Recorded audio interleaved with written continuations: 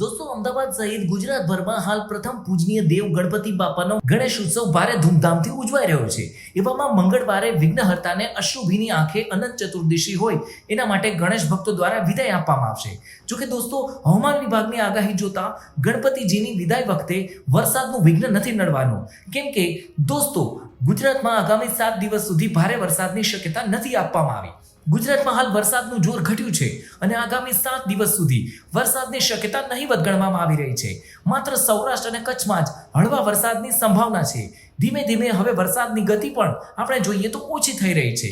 ગુજરાતભરમાં હાલ કોઈ પણ વરસાદની સિસ્ટમ સક્રિય નથી. જોકે અમદાવાદ અને ગાંધીનગરમાં હળવા વરસાદની આગાહી આપવામાં આવી છે.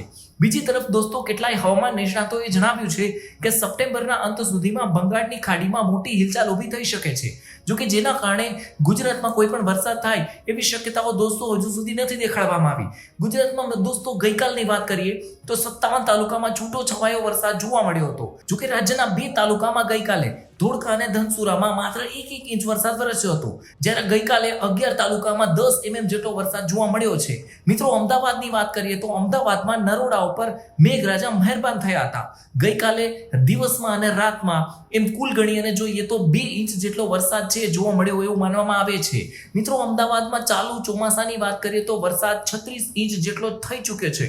દોસ્તો અમદાવાદમાં દર ચોમાસામાં પડતા સરેરાશ 30 થી 32 ઇંચની સરખામણીમાં હવે પડતો વરસાદ બોનસ સમાન ગણવામાં આવશે.